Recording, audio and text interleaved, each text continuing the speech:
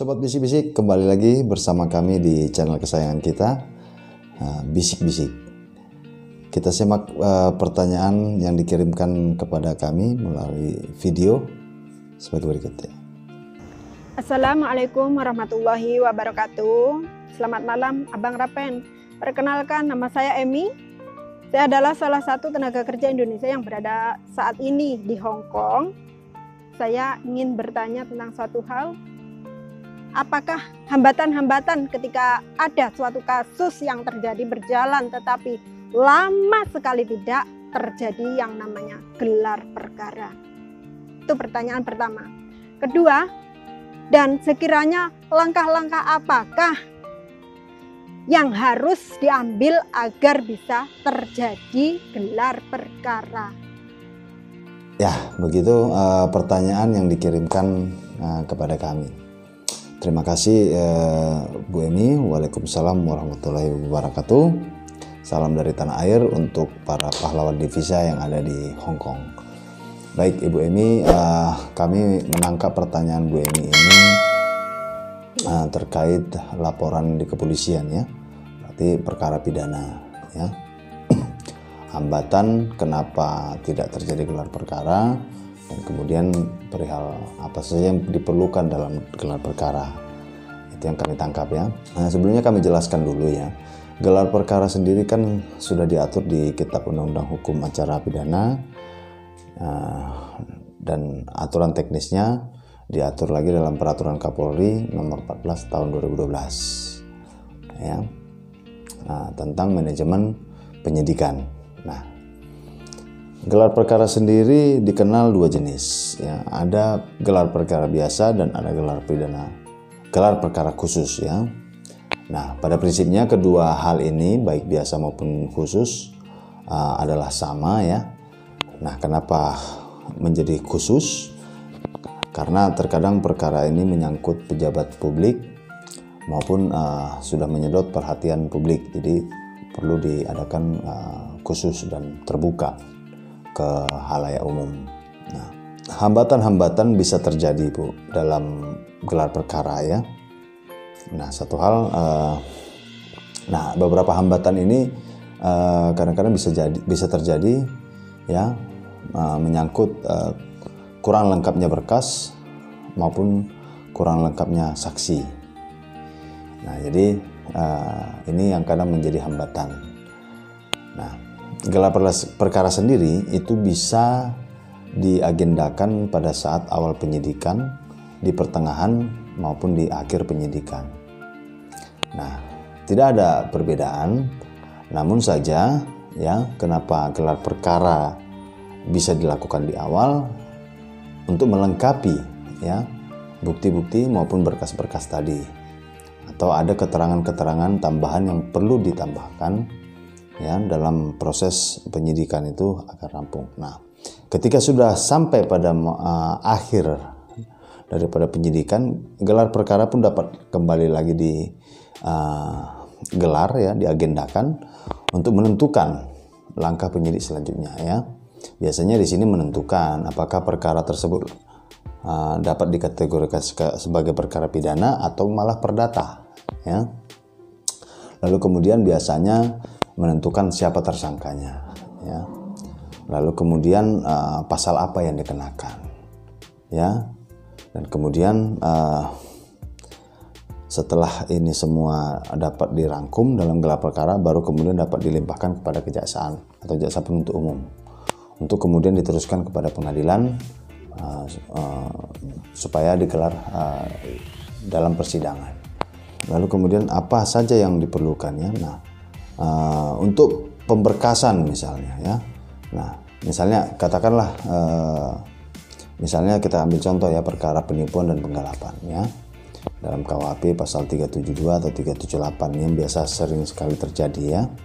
Nah, apa saja yang diperlukan ya, yang perlu Ibu lengkapi ya, berkas-berkas buktinya ya. Misalnya apa yang ditipu, nilai kerugiannya berapa, lalu siapa saksinya, kemudian siapa pelakunya ya, yang diduga melakukan penipuan dan penggelapan.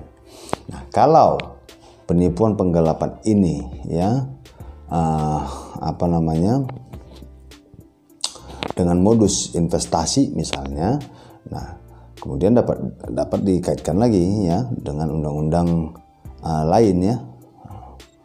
Misalnya jika penipuan dan penggelapan dengan modus investasi misalnya, maka bisa saja ibu menyertakan saksi ahli ya untuk memberikan keterangan tentang bagaimana investasi ya, hukum investasi, hukum bisnis ya.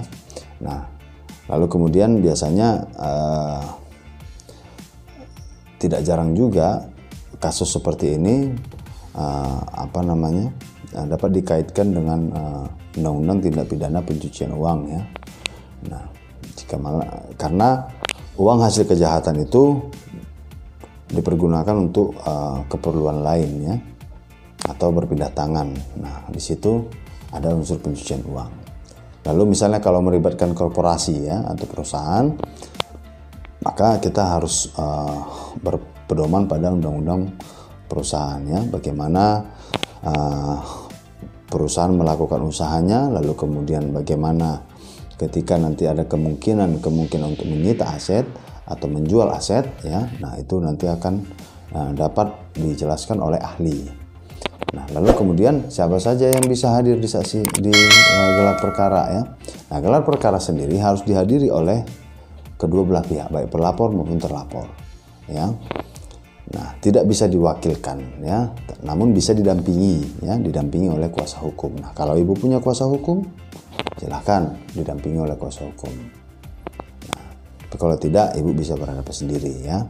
Nah, dalam gelar perkara itu nanti akan dirunut segala persoalan perkara tersebut ya, mulai dari awal sampai akhir, hingga nanti muaranya kepada satu tujuan ya, untuk menaikkan perkara ini ke tingkat kejaksaan ya. Nah, kalau ibu punya hambatan, misalnya ibu merasa lama perkara ini kok nggak ada ujung-ujungnya gitu ya, gelar perkara nggak ada gitu kan.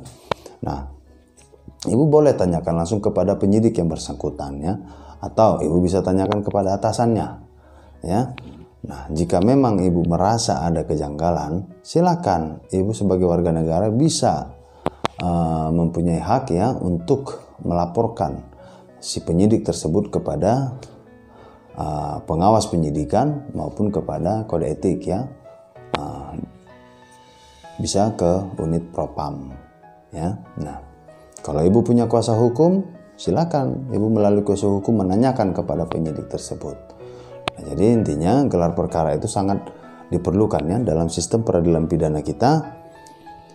Gelar perkara itu harus dilakukan ya untuk menentukan suatu perkara ya dapat layak untuk dinaikkan menjadi perkara pidana kepada tingkat kejaksaan.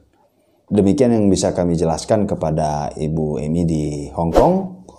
Semoga dapat menjawab pertanyaan Ibu ya. Kalau memang ada lagi yang perlu ditanyakan kepada kami, masih ada yang kurang jelas, silahkan inbox kepada kami Bu, atau bisa WA ke saya ya, ke nomor pribadi ya, untuk lebih mendapatkan penjelasan Bu ya. Nah, kami berdoa supaya persoalan Ibu, kasus yang Ibu alami dapat terselesaikan ya. Semoga penjelasan kami juga dapat membantu Ibu untuk menemukan solusinya ya. Sekian dari kami Bu, semoga Ibu sehat. Sampaikan salam kami kepada kerabat yang ada di Hong Kong. Baik, demikian sahabat bisik-bisik penjelasan kami. Mudah-mudahan penjelasan ini juga dapat memberikan pencerahan kepada sahabat bisik-bisik yang ada di rumah.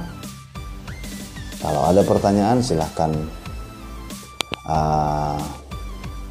kasih pertanyaan di kolom komentar. Jangan lupa like, subscribe, dan share, supaya kami dapat lebih memberikan edukasi di bidang hukum dan lebih banyak memberikan manfaat kepada para pemirsa. Sekian dari kami, sampai jumpa kembali. Salam bisik-bisik.